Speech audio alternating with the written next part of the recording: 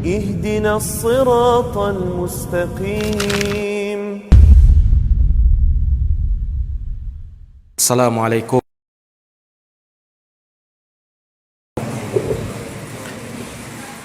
Alhamdulillahi Rabbil Alamin.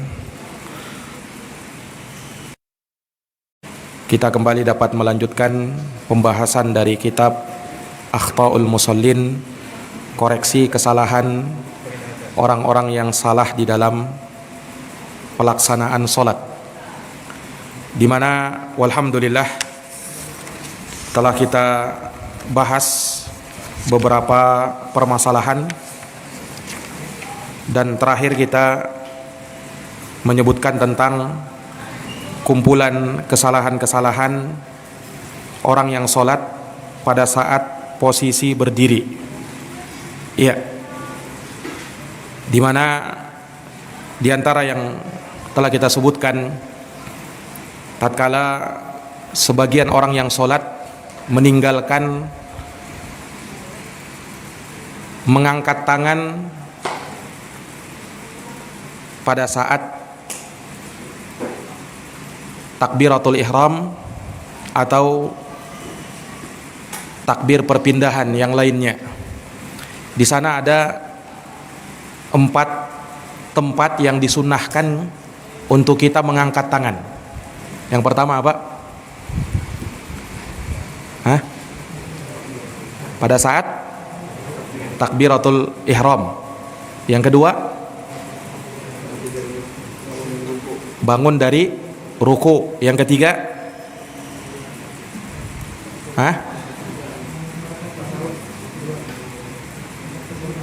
apa?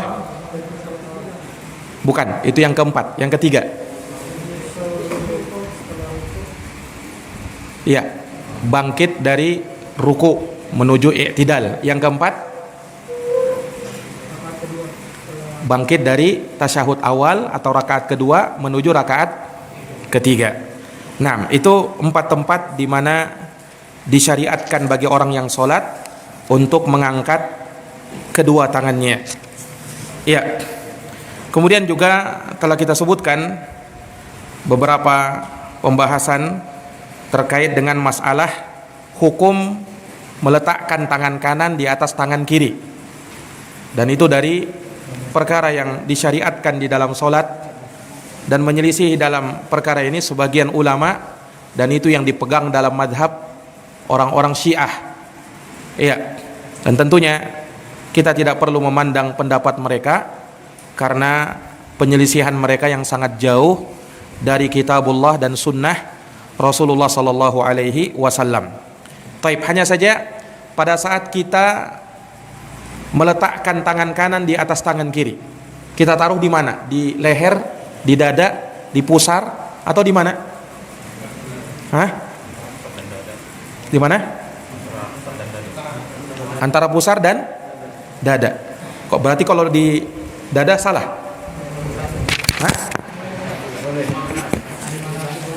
Iya, kemarin yang kita rojihkan apa? Ada keluasan dalam hal ini. Boleh diletakkan di dada, antara dada dan pusar, di pusar, atau di bawah pusar sedikit. Nah, ini insya Allah semuanya diperbolehkan. Yang tidak boleh ketika dia sholat, ya, kemudian meletakkan di atas pinggangnya seperti yang begini. Nah, itu justru ada larangan. Nabi SAW naha anis sholah fi khasiratih. Nabi melarang sholat dan meletakkan di pinggang kayak begini. Ini dilarang oleh Nabi sallallahu alaihi wa ala alihi wa sahbihi wasallam. Iya. Kemudian juga telah kita sebutkan perkara terkait dengan masalah kesalahan orang yang tatkala sholat menutup kedua matanya. Ya, harusnya dia sholat dalam keadaan mata tetap terbuka. Ya, hanya saja pandangan pada saat kita sholat itu diarahkan kemana? Ke atas langit atau ke samping kanan dan kiri? Kemana? Ke tempat sujud. Kalau ke kanan kiri boleh enggak? Enggak boleh. Kalau ke atas langit? Enggak boleh. Kalau ke depan? Boleh atau enggak boleh? Boleh. Berarti di depan sama tempat sujud. Walaupun yang paling utamanya mengarahkan pandangan kemana? Ke tempat sujud. Itu yang paling utamanya. Hanya ada satu kondisi di mana pandangan ini kita arahkan ke tempat yang lain, bukan ke tempat sujud. Pada posisi apa itu? Pada posisi tasyahud. Berarti pandangan mata kemana? Ke telunjuk. Jadi pada saat tasyahud, baik tasyahud awal maupun tasyahud akhir, maka pandangan diarahkan ke telunjuk. Ya, melihat ke telunjuk. Dan itu sabit dari Nabi Sallallahu Alaihi Wasallam mengerjakan hal yang demikian. Ya, maka ini dari perkara yang telah kita sebutkan di pertemuan sebelumnya, dan insyaallah taala akan kita sebutkan beberapa perkara yang lain sebelum kita beranjak pada pembahasan terkait dengan kumpulan kesalahan pada saat ruku di dalam solat. Ya, di antara perkara yang juga diingatkan oleh para ulama di dalam solat, yaitu kesalahan sebagian orang di dalam solat berjamaah, terutama yaitu tidak menegur imam yang keliru dalam solatnya. Nah, ini kekeliruan. Ketika imam salah dalam solat, maka makmum harusnya menegur, ya kan? Makmum harusnya apa? Makmum harusnya menegur. Dan kesalahan imam terkadang dalam bacaan dan terkadang dalam gerakan. Ini, jadi terkadang salah dalam bacaan, kadang salah dalam gerakan. Dan makmum dianjurkan untuk apa? Memperbaiki dan membenarkan imam yang keliru. Nah, namun bagaimana caranya kita meluruskan imam, membenarkan imam?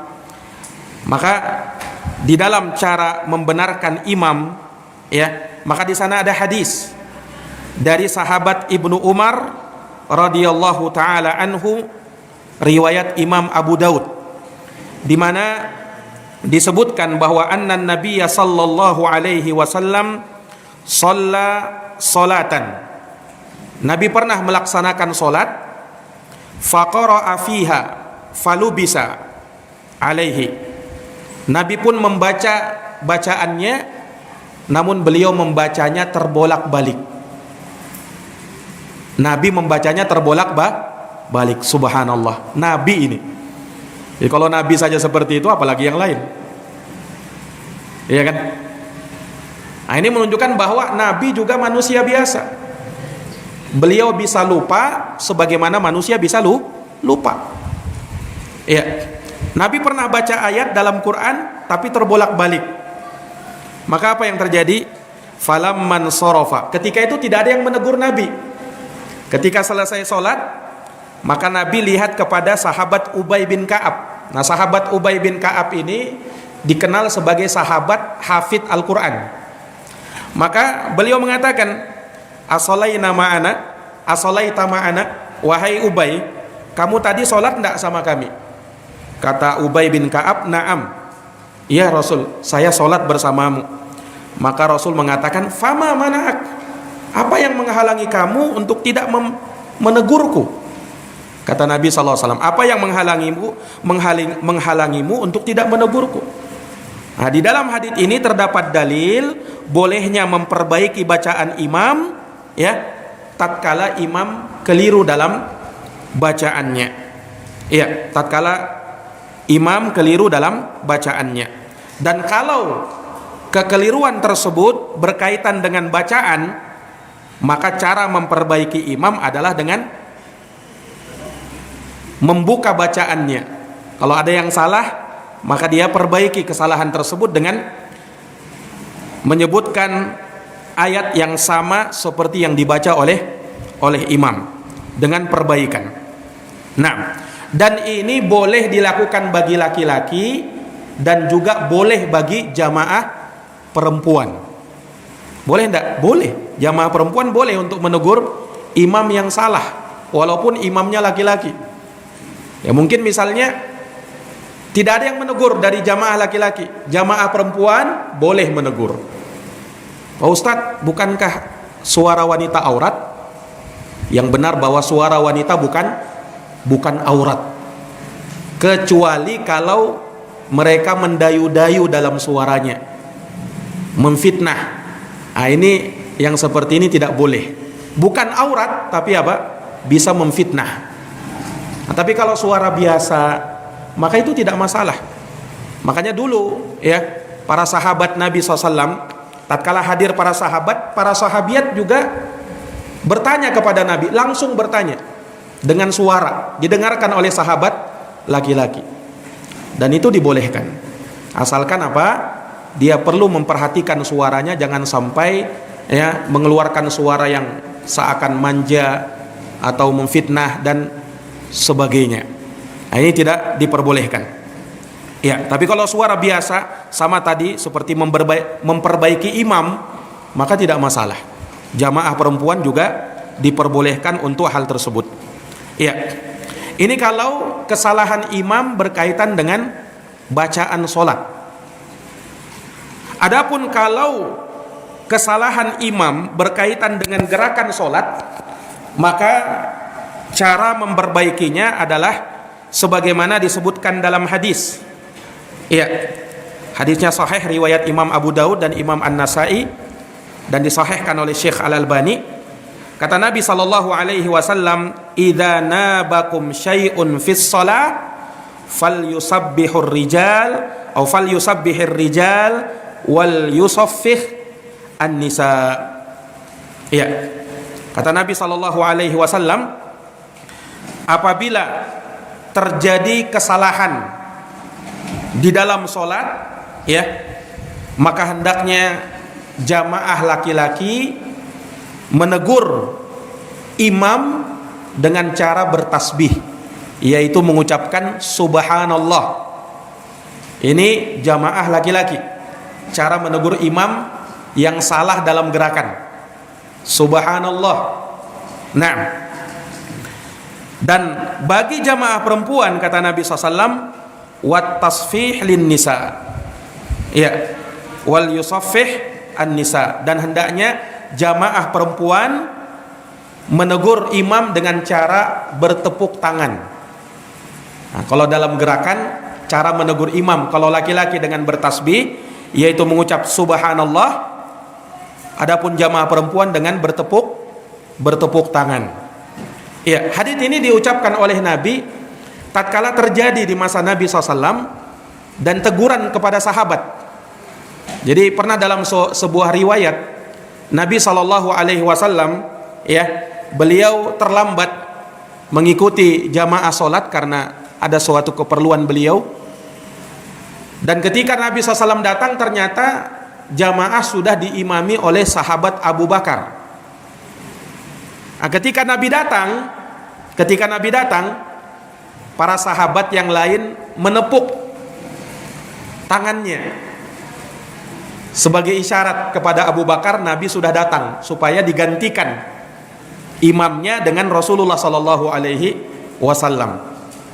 Nabi ketika itu sebenarnya menyuruh Abu Bakar saja jadi imam, tetapi Abu Bakar tidak mau, beliau mundur ke belakang. Akhirnya Nabi yang menjadi imam. Selesai sholat, Nabi tegur sahabat tadi, kalau terjadi sesuatu dalam sholat, hendaknya jamaah laki-laki menegur dengan ucapan subhanallah. Adapun jamaah perempuan dengan bertepuk tangan. Bagaimana cara bertepuk tangan bagi jamaah perempuan untuk menegur imam? Bukan bertepuk tangan begini ya, bukan begitu caranya.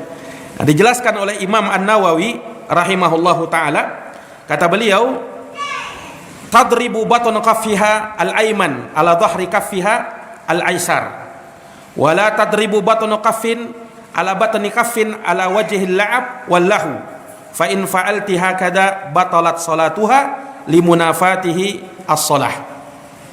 Cara bertepuk tangan bagi jamaah perempuan tatkala ingin menegur imam yang keliru adalah dengan memukulkan telapak tangan kanan ke punggung telapak tangan kiri. Nah, begini caranya. Bukan begini, tapi apa? Begini. Nah, itu caranya kata Imam An-Nawawi. Bahkan kata beliau, kalau ada yang menegur dengan cara begini, ya, ini bisa membatalkan sholat.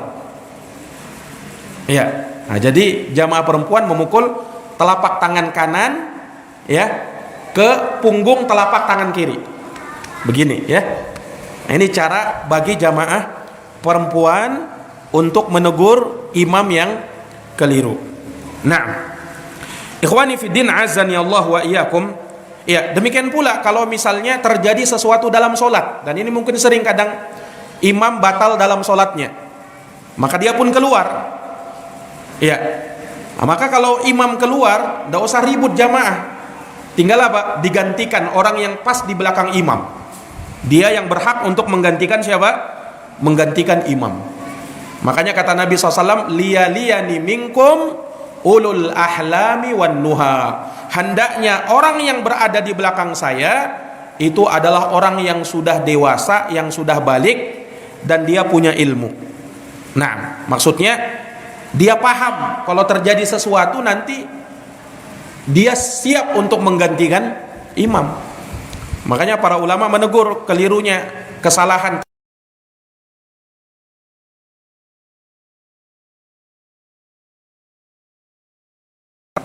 Ya, ini tidak boleh, harus orang dewasa. Kalau di samping-samping tidak masalah, anak-anak. Iya, tapi kalau pas di belakang imam, ini tidak boleh, harus orang dewasa. Berdasarkan hadis tadi, liyaliyani minkum ulul ahlami wan nuha. Saya adalah orang yang sudah balik dan sudah dewasa. Ini jamaah sekalian yang dirahmati dan dimuliakan oleh Allah Subhanahu wa ta'ala. Jadi ini dari perkara yang hendaknya diluruskan. Iya. Kemudian juga dari perkara yang diingatkan oleh para ulama terkait dengan masalah mengangkat kedua tangan. Sebagian orang di dalam sholat ketika mengangkat tangannya Allahu Akbar atau Sami Allahu liman hamidah, dia dalam bentuk mengangkat tangan kayak berdoa, Sami Allahu liman hamidah. Ini keliru. Yang benar bahwa tangan posisinya kemana? Tangan posisinya menghadap ke kiblat, bukan dengan cara berdoa. Ini kadang sebagian orang kan menganggap, oh ini kan bagus kalau seakan-akan meminta. Nah, ya hendaknya kita mengikuti bagaimana Nabi SAW sholat. Sallu kama ra'aitumuni usolli, solatlah kamu sebagaimana kamu melihat saya solat. Nabi SAW kalau solat tidak seperti itu pada saat mengangkat tangan. Ya, sering banyak orang lakukan pada saat Sami Allahu liman hamidah. Nah, dia seakan-akan mengangkat tangan seperti ini untuk Sami Allahu liman hamidahnya. Ini keliru.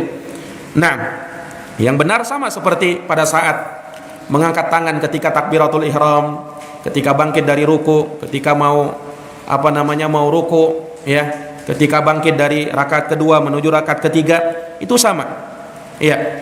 Dan yang dianjurkan adalah dia menghadapkan tangannya ke kiblat, ya.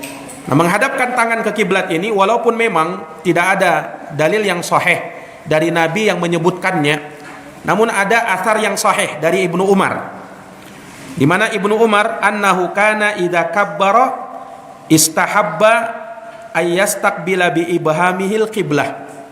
Bahwasanya Ibnu Umar apabila bertakbir, beliau menyukai manakala menghadapkan ibu jarinya ke arah kiblat kayak begini. Nah, itu Ibnu Umar, sahabat Ibnu Umar radhiyallahu taala anhuma. Dan juga sebagian ulama berdalil dengan keumuman hadis, al baitul haram kiblatukum ahya'an wa amwata. Ya, Baitul Haram, yakni Ka'bah, itu adalah kiblat kalian saat kalian masih hidup, demikian pula saat kalian sudah meninggal dunia. Nah, maka yang paling bagus memang menghadapkan tangan atau telapak tangan ke arah kiblat pada saat mengangkat tangan di dalam sholat. Nah, Dan itu pendapat disebutkan oleh Imam Ibnul Qayyim rahimahullah, Al-Imam At-Tahawi, Abu Yusuf, dan sebagian ulama Hanabilah menyebutkan perkara yang demikian. Walaupun kalau misalnya ada yang mengangkat tangannya tidak menghadap kiblat, tapi tetap dengan sejajar dengan bahu atau sejajar dengan daun telinga, nah itu juga sah-sah saja. Nah, wallahu taala a'lamu bis-shawab. Baik, para hadirin yang dirahmati dan dimuliakan oleh Allah Subhanahu wa taala. Kemudian dari perkara yang disebutkan juga di sini dari kesalahan, yaitu tatkala sebagian orang mengangkat suaranya di dalam solat tatkala membaca bacaan, dan dia bukan imam, bukan orang yang solat sendirian, berarti dia makmum. Iya. Nah, yang seperti ini kekeliruan ya. Ada sebagian orang terkadang solat, kadang makmum di sampingnya bisa dengarkan bacaannya. Nah, ini bisa mengganggu orang. Tidak boleh seperti ini. Iya. Kata Nabi SAW, kullukum munajin rabbah fala yajhar ba'dukum ala ba'din fil qiraah. Semua dari kalian itu bermunajat kepada Tuhannya, maka jangan sampai sebagian kalian membesarkan suaranya kepada sebagian yang lain di dalam bacaannya. Nah, dilarang sama Nabi. Jadi kalau makmum, bacaannya cukup gerakan lisan aja. Jangan sampai apa? Mengganggu tetangganya di samping. Jangan sampai mengganggu tetangganya apa? Tetangganya di samping. Nah, apalagi sampai mengganggu imam. Nah, ini lebih dilarang lagi. Ya, disebutkan bahwa dalam hadis Imran bin Husain, Nabi SAW sholat mengimami sahabat sholat zuhur tatkala itu, atau sholat asar. Maka selesai sholat, Nabi bersabda, ayyukum qara'a khalfi bisabbihisma rabbikal a'la. Siapa di antara kalian tadi yang di belakangku dia membaca sabbihisma rabbikal a'la? Iya, maka ada orang berkata, ana ya Rasulullah, saya ya Rasulullah, tapi saya tidak menginginkan darinya kecuali kebaikan. Ya, maka Nabi SAW mengatakan, qad alimtu anna ba'dakum khalajaniha. Aku tahu bahwa sebagian kalian ini menyelisihi aku. Nabi menegur, harusnya jangan kau baca. Ya, jangan kamu membaca di belakang imam. Nah, hadits ini kata Imam An-Nawawi maknanya pengingkaran dari Nabi SAW ketika seorang makmum menjaharkan bacaannya di dalam sholat, di mana dia memperdengarkan orang lain di dalam bacaannya. Ini tidak boleh. Cukup apa? Gerakan di lisan, saya katakan. Jangan sampai dia mengganggu orang lain di dalam sholat. Iya. Dan memang terasa ya, kalau misalnya kita lagi sholat ya kan, kemudian tetangga kita di samping membaca dengan suara yang dijaharkan, kita terasa terganggu kan, terganggu, hilang konsentrasi kita. Nah, makanya yang seperti ini tidak dibenarkan. Yang dianjurkan bagi makmum ya adalah membaca. Nah, kalau dia membaca sendirian tanpa harus membesarkan suaranya sehingga bisa mengganggu orang lain, orang lain. Iya. Nah, dan juga disebutkan oleh para ulama bahwasanya makmum pada dasarnya untuk sholat jahriyah itu dia mendengarkan bacaan imam, dia simak. Iya.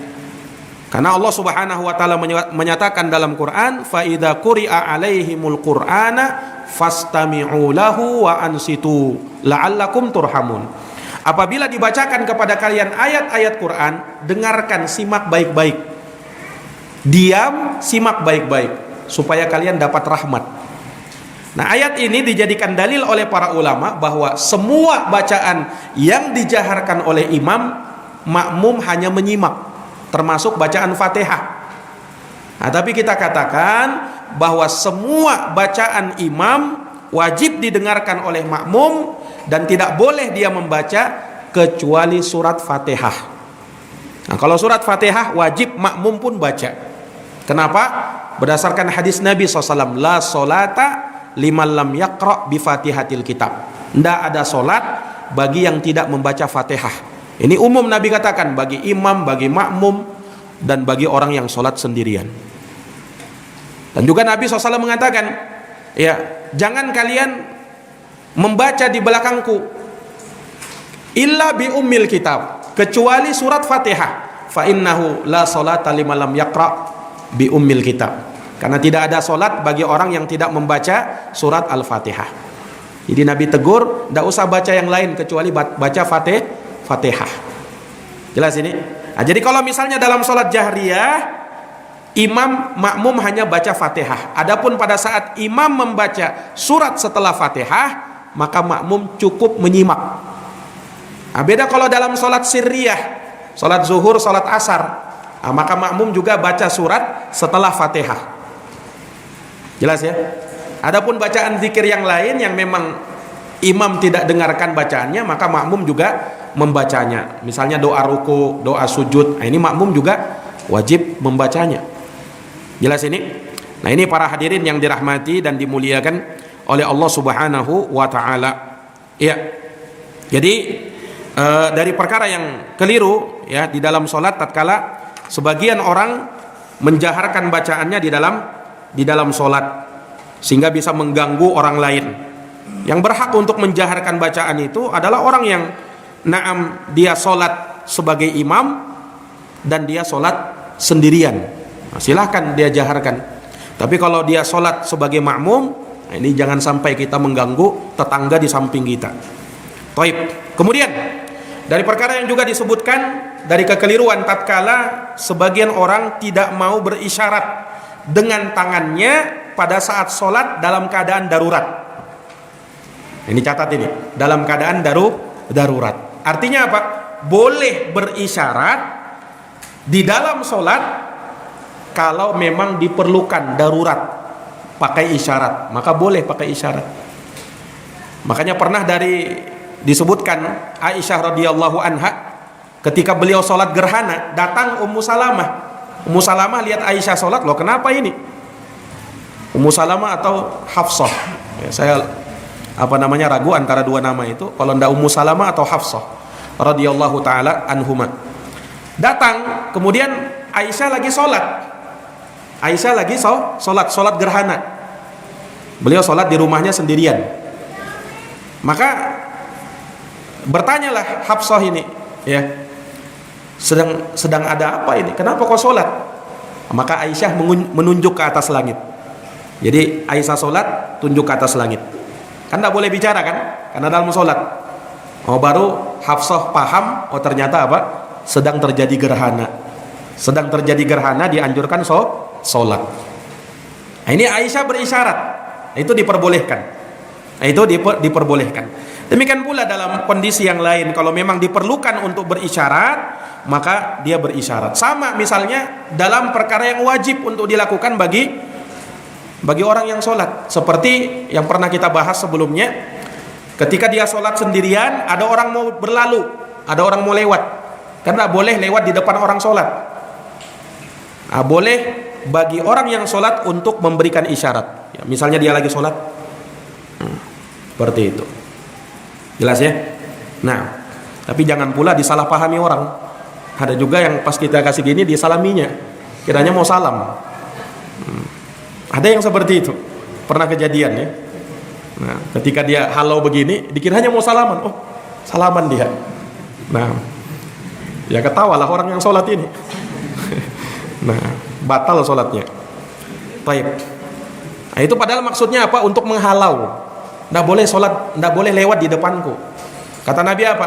Lau ya'lamul mar, andaikan orang yang lewat itu tahu dosanya orang yang lewat di depan sholat, niscaya dia lebih pilih untuk berdiam selama 40 daripada lewat di depan orang yang sholat. Kata rawi yang meriwayatkan hadits ini, saya tidak tahu 40 ini 40 apa? 40 hari kah? 40 tahun kah? Atau 40 apa? Yang jelas Nabi menyebutkan ancaman, tidak boleh kalau lewat di depan orang sholat. Nah, kata ulama, tidak boleh di sini, larangan di sini, yaitu kalau kita lewat di depan orang yang sholat, dia sebagai imam, di depannya tidak boleh. Atau dia sholat sendirian. Nah, ini tidak boleh lewat di depan orang yang sholat sendirian. Misalnya sholat sunnah, tidak boleh. Nah, kalau makmum lewat di depan orang makmum itu boleh. Jadi kalau kita makmum tidak masalah ada orang berlalu di depan kita, tidak usah dihalau. Karena kalau makmum itu boleh. Disebutkan dalam sebuah riwayat, Ibnu Abbas pernah lewat di depan saf orang sholat. Beliau bukan sekedar lewat, naik onta lagi. Naik onta di depan. Kan dulu kan masjid itu kan tidak kayak begini lah. Jangan dibayangkan masjid di masa Nabi itu kayak begini, enggak. Masjid Nabi itu yang masih bawahnya itu masih batu, masih pasir. Jadi sudah biasa memang lewat di depan sholat itu orang-orang. Nah, jadi pakai onta Ibnu Abbas lewat, dan tidak ada seorang pun sahabat yang menghalau. Paham ya? Nah, maka yang dilarang itu kita sholat, kita lewat di depan imam atau di depan orang yang sholat sendirian. Nah, itu dilarang. Tapi kalau makmum tidak masalah. Iya. Nah, ini ikhwani fiddin azani Allahu wa iyyakum. Jadi itu dari isyarat-isyarat yang memang diperbolehkan. Iya. Isyarat-isyarat yang diperbolehkan. Demikian pula misalnya ada sunnah yang memang ini kayaknya banyak tidak diketahui oleh orang, yaitu menjawab salam dalam sholat. Kalau misalnya ada orang yang datang kemudian dia mengucap salam sementara kita sedang sholat, bagaimana cara menjawabnya? Cara menjawabnya bukan waalaikumsalam, batal sholatmu. Tapi bagaimana caranya? Caranya berisyarat. Caranya disebutkan dalam hadis, Nabi SAW meletakkan tangannya, punggungnya ke atas langit, kemudian telapak tangan itu ke bawah. Jadi seperti ini. Jadi kalau misalnya kita sedang sholat ada yang assalamualaikum, boleh kita menjawab dengan isyarat. Nah, itu caranya. Paham ya? Jadi begini caranya. Punggung telapak tangan diarahkan ke atas langit, telapak tangan ke bawah. Seperti ini. Ya, mau begini kah, mau begini kah? Pokoknya begini posisinya. Ya. Nah, ini jamaah sekalian yang dirahmati dan dimuliakan oleh Allah Subhanahu wa taala. Dan ada riwayat terkait dengan hal tersebut sahih dari Nabi sallallahu alaihi wasallam. Ya. Dan juga ada dari hadits Ummu Salamah, Nabi sallallahu alaihi wasallam pernah salat setelah asar. Padahal kan dilarang kan salat setelah asar kan? Nabi melarang, tidak ada salat setelah asar itu, dan itu waktu terlarang. Tapi Nabi pernah melakukannya. Nah, Ummu Salamah melihat itu heran, loh, kan Nabi larang, kok Nabi sholat setelah selesai sholat asar? Maka beliau utus seorang budak perempuan untuk menanyakan hal itu kepada Nabi. Dan ketika budak perempuan ini diutus kepada Ummu Salamah diutus oleh Ummu Salamah sudah berpesan, kalau kau lihat Nabi sedang sholat, kau tanyakan saja, tidak masalah. Tapi kalau nanti Nabi berisyarat, mundurlah kamu. Pesannya Ummu Salamah begitu. Maka datanglah budak wanita ini. Kebetulan Nabi sedang sholat. Nabi sedang sholat apa? Setelah asar. Nah, maka ketika budak perempuan ini menanyakan hal itu kepada Nabi Sallallahu Alaihi Wasallam, Nabi sedang sholat. Ini tidak ada masalah ya. Jadi kalau misalnya ada orang sholat, ya, kemudian misalnya kita tidak dalam posisi sholat, boleh kita menanyakan sesuatu kalau memang diperlukan, atau misalnya menegur, boleh. Ya, itu diperbolehkan. Sama seperti kejadian ketika kiblat sudah berpindah, orang-orang sholat, datang utusan, kemudian mengatakan kiblat sudah berpindah. Nah, itu dia sedang tidak sholat. Orang-orang yang sholat akhirnya sibuk berbalik ke arah kiblat yang sudah ditentukan oleh Allah Subhanahu wa taala dan Rasulnya. Iya, sama misalnya ketika kita baru masuk, kemudian imam ada kekeliruan, kita belum masuk dalam sholat, boleh tidak negur imam? Jawabnya boleh. Jawabnya boleh. Nah, sama misalnya juga kalau misalnya kita lagi di luar, kemudian imam mengucapkan waladhdallin, boleh yang di luar mengucapkan amin. Itu tidak masalah. Nah, karena itu adalah doa dan yang memang dianjurkan untuk diaminkan. Jelas ya? Nah, sama seperti kejadian ini. Jadi ketika Nabi sedang sholat setelah asar, ditanya oleh budak perempuan ini, utusannya Ummu Salamah. Maka Nabi SAW berisyarat dengan tangannya supaya mundur. Supaya mundur. Nanti Nabi jelaskan. Nah, ternyata Nabi sholat setelah asar, kodoknya Nabi kodok. Karena tadi itu kata Nabi, orang-orang tamu yang datang itu menyibukkan beliau sehingga tidak sholat sunnah qobliyah zuhur. Nah, inilah kodoknya. Ini sebagai kodoknya. Nah, dari sini kata ulama, boleh mengkodok sholat rawatib itu boleh. Ya, sama misalnya kita tidak sempat ketiduran, bangun, kemudian tiba-tiba sudah selesai atau iqamat sudah dikumandangkan sholat subuh, kita belum sempat sunat subuh, boleh dikodok setelah selesai sholat subuh, boleh. Demikian pula naam sholat rawatib yang lain, kalau misalnya kita biasa mengerjakannya, kemudian suatu ketika mungkin ada halangan, ada udzur sehingga kita tidak mengerjakannya, boleh untuk dikodok, boleh untuk dikodok. Nah ini, tapi syahidnya di sini Nabi berisyarat, menunjukkan apa? Boleh orang yang sholat memberikan isyarat dengan tangan. Ya, isyarat yang dipahami tentu saja. Ya, sesuai dengan apa yang dilakukan oleh Nabi Shallallahu Alaihi Wasallam. Nah ini para jamaah yang dirahmati dan dimuliakan oleh Allah Subhanahu Wa Taala. Kemudian juga dari perkara yang disebutkan adalah at-tangkis fil qiraah. Kesalahan yaitu tangkis dalam qiraah, dalam bacaan. Tangkis dalam bacaan ada beberapa penafsiran. Sebagian ulama menafsirkan tangkis ini, yang ini dilarang, menyelisihi. Kalau dia misalnya membaca dalam sholat, rakaat pertama dia baca misalnya surat Qul a'udzu birabbin nas, misalnya rakaat pertama. Rakaat kedua dia baca Qul huwallahu ahad. Harusnya apa? Sesuai urutan mushaf, Qul huwallahu ahad dulu, baru Qul a'udzu birabbin nas. Sebagian ulama menafsirkan seperti ini. Sebagian lain, dan ini yang lebih kuat, pendapat yang kedua ini lebih kuat, ya. Tangkis di dalam sholat yang hukumnya makruh, tidak diperbolehkan, yaitu ketika seseorang membaca di dalam sholat dan yang dia baca satu surat, tetapi di rakaat pertama dia baca akhir surat, di rakaat kedua dia baca awal surat. Misalnya, ya, dia sholat mengimami, di rakaat pertama dia baca Amanar Rasul, rakaat kedua dia baca ayat kursi, Allahu la ilaha illa huwal hayyul qayyum, kan Al-Baqarah juga. Dia baca Amanar Rasul, rakaat kedua ayat kursi. Ini keliru. Inilah tangkis, dan ini penafsiran yang benar. Ini tidak boleh yang seperti ini. Makruh hukumnya di dalam sholat. Yang benar apa? Kalau kita mau urut, kan tidak harus kita baca surat itu satu surat lengkap, kan boleh potongan-potongan ayat, boleh. Baca dulu ayat kursi, ya. Setelahnya kita mau baca Amanar Rasul di rakaat kedua, boleh. Jangan dibalik, Amanar Rasul dulu baru ayat kursi. Nah itu tangkis, itu makruh hukumnya. Nah, dan ini berlaku bagi surat-surat yang lain juga seperti itu. Terutama misalnya surat-surat panjang, kita mungkin bisa ambil awalnya, pertengahannya, akhirnya. Nah, jangan sampai ditangkis.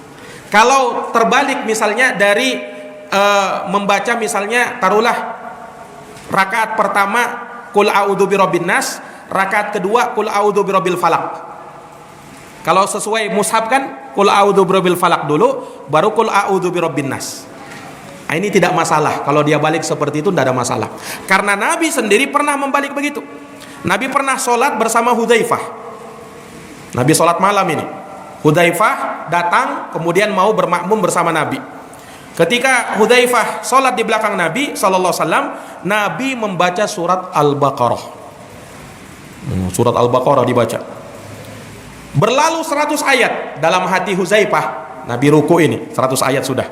Ternyata Nabi lanjut sampai selesai. Selesai, dalam hati Hudzaifah, ruku ini, ruku.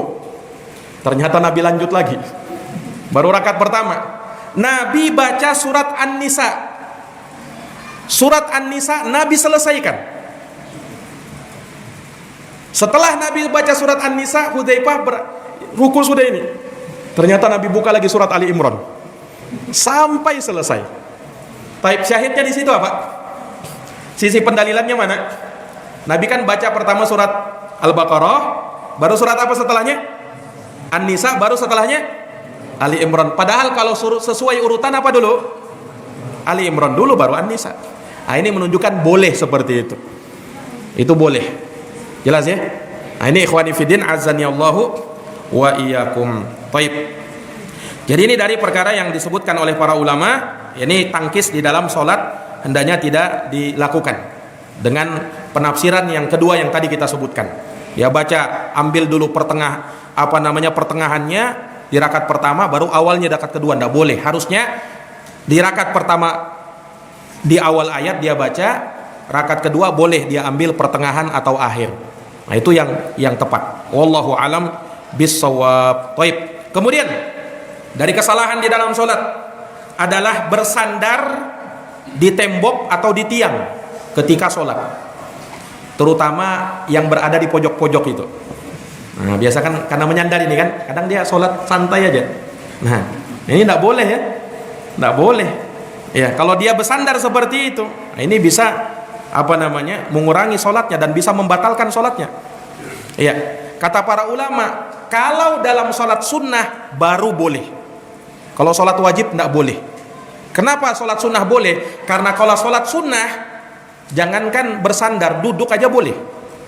Boleh tidak sholat dalam keadaan duduk? Boleh. Tidak dalam keadaan sakit Ustaz? Naam, tidak dalam keadaan sakit, boleh. Nabi pernah menyebutkan hal yang demikian, tetapi pahalanya beda. Pahalanya beda. Sholat orang yang duduk setengah dibandingkan dengan sholat orang yang berdiri. Ini bukan karena sakit ya, dalam keadaan sehat, tapi khusus sholat sunnah. Kalau sholat wajib tidak boleh, batal sholatnya kalau dia sholat dalam keadaan duduk padahal mampu. Nah, kalau tidak mampu karena sakit boleh duduk sholat wajib. Tapi kalau dia mampu berdiri dalam sholat wajib, tidak berdiri, batal sholatnya. Karena berdiri dalam sholat wajib hukumnya rukun sholat, tapi kalau dalam sholat sunnah bukan rukun. Makanya kalau ada yang bertanya, boleh enggak Ustaz kita sholat, misalnya sholat malam, kita sehat ini mampu berdiri, kita dalam keadaan duduk, boleh enggak? Jawabnya boleh. Tapi konsekuensinya apa? Setengah. Nah, dipangkas setengah. Boleh, tapi setengah. Nah, berdasarkan hal itu kata para ulama, boleh enggak bersandar pada saat kita sholat sunnah? Jawabnya boleh, tapi pahalanya berkurang. Tapi kalau dalam sholat wajib, enggak boleh, bisa membatalkan sholat. Bisa membatalkan sholat. Karena memang kalau sholat sunnah ini ada keringanan-keringanan. Makanya dalam sholat sunnah boleh sholat sunnah di atas kendaraan, boleh. Boleh, Nabi pernah melaksanakan sholat sunnah di atas onta. Nabi pernah lakukan itu. Nah, tapi kalau sholat wajib, Nabi turun. Nabi tidak sholat di atas kendaraannya. Kecuali kalau memang darurat. Di atas pesawat mau turun kemana? Ya kan? Nah, sudah dia sholat di atas pesawat. Karena memang tidak bisa turun kan? Iya. Atau misalnya di bisnya ini tidak berhenti-berhenti, sementara sholat sudah mau selesai, ya sudah dia sholat di atas bis. Nah, karena posisi darurat ketiga itu. Baik, nah ini ikhwani fiddin azani Allahu wa iyyakum. Baik. Kemudian dari perkara yang juga diingatkan oleh para ulama, naam, terkait dalam kesalahan di dalam sholat,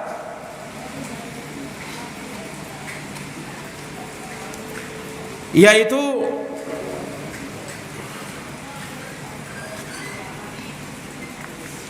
ini sudah berlalu ya dalam ucapan surat Al-Fatihah, sudah pernah kita bahas. Naam. Dan juga ini al-qiraah khalfal imam fi shalatil jahriyah, ini juga sudah kita singgung tadi. Naam. Nah, kemudian juga dari perkara yang dibahas oleh para ulama, yaitu at-tamayul fi shalah. Ada sebagian orang sholat terlalu banyak gerakannya, tapi gerakan-gerakan yang kadang dia gerakan bukan gerakan mungkin dengan tangan atau dengan apa, tapi badannya itu maju mundur, kadang ke sana ke sini. Nah, itu kadang saya pernah lihat orang sholat itu begitu. Ya, dia sholat berdiri, kadang jinjit-jinjit. Nggak tahu kenapa itu ya. Nah, mungkin kadang dia tidak sadar yang begitu. Iya. Nah, ini tidak boleh yang seperti tamayul seperti itu, tidak boleh. Apalagi kalau sampai terlalu serong dari kiblat sampai ke sini. Nah, ini sudah bisa membatalkan sholat sudah. Nah, jelas ya. Nah, ini juga perlu diperhatikan. At-tamayul ini dari perkara yang tidak boleh, ya. Dan itu membahayakan sholat seseorang. Nah, dan itu bahagian dari gerakan. Nah, kalau gerakan terlalu banyak orang bergerak dalam sholat, ini bisa membatalkan sholat sebagaimana yang pernah kami sebutkan. Ya. Atau sama seperti orang yang terlalu banyak menggerak-gerakkan kepalanya, diletok-letokkannya kepalanya itu, ya kan? Ya kalau sesekali tidak ada masalah lah. Tapi ini sedikit-sedikit. Nah, ini yang seperti ini tidak boleh. Itu kan gerakan juga itu. Nah, baik. Ikhwani fiddin azani Allah wa iyyakum. Kemudian terkait dengan masalah memperlama dan memperpendek bacaan di dalam sholat. Memperlama dan memperpendek bacaan di dalam sholat. Iya. Bagi orang yang sholat sendirian, silahkan Anda mau perpanjang sepanjang-panjangnya sesuai kemampuan. Tapi kalau dalam sholat berjamaah, ini ada ketentuannya. Dalam sholat berjamaah, Nabi SAW orang yang paling ringan sholatnya. Ya, dan Nabi menegur orang yang terlalu panjang bacaannya. Sebagaimana Mu'ad bin Jabal ketika sholat mengimami orang, ya sholat Isya waktu itu, kemudian ada sebagian jamaah, satu orang keluar dari sholat, dari jamaah. Mu'ad bin Jabal ketika itu mengatakan, ini orang munafik ini. Akhirnya orang tadi yang dituduh munafik tidak terima. Dia laporkan kepada Nabi. Maka dipanggil Mu'ad bin Jabal ketika itu. Apa kata Nabi? Afattanun anta ya Mu'ad. Kau ini pembuat fitnah wahai Mu'ad. Kenapa kau mengimami orang sholat dengan bacaan panjang? Mau tahu berapa yang dibaca Mu'ad bin Jabal dalam sholat Isya? Dia baca surat Al-Baqarah. Nah, apa orang tidak keluar orang?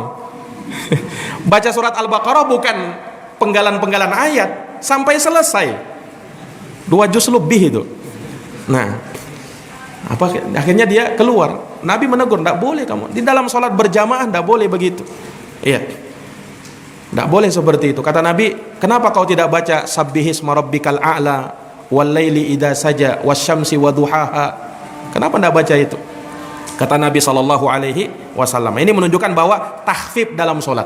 Nah, hanya saja perlu diperhatikan, takhfif dalam sholat ini kata para ulama sesuai dengan apa yang diajarkan oleh Nabi, bukan mengikuti selera makmum. Nah, kalau selera makmum maunya itu qul huwallahu ahad sama inna a'toina, itu selera makmum. Nah, jangan juga seperti itu, iya. Nah, karena kalau kita ikuti orang ya maunya memang paling cepat, itu paling disuka. Nah, tapi kita lihat bagaimana petunjuk Nabi. Nabi orang yang paling ringan sholatnya. Nah, tapi Nabi SAW membaca kadang panjang, kadang pendek, disesuaikan keadaannya. Ya, jadi jangan misalnya ketika dia merasa ini imam terlalu panjang ini, padahal imam baru baca sabbihisma rabbikal a'la saja, panjang bilangnya. Nah, ini juga jangan seperti itu. Ya, jangan maunya surat-surat yang pendek saja dibaca. Baik, ikhwani fiddin azani Allah wa iyyakum. Ini mungkin yang bisa kita bacakan pada kesempatan malam hari ini. Insyaallah taala pertemuan yang akan datang kita akan bahas kembali kitab ini, menyebutkan beberapa kesalahan di dalam ruku, ya, i'tidal dan sujud insyaallah taala. Baik. Naktafi bihadzal qadar. Kita akhiri dengan doa kafaratul majlis. Subhanakallahumma wa bihamdika asyhadu an la ilaha illa anta astaghfiruka wa atubu ilaik. Walhamdulillahi rabbil alamin. Wassalamu alaikum warahmatullahi wabarakatuh.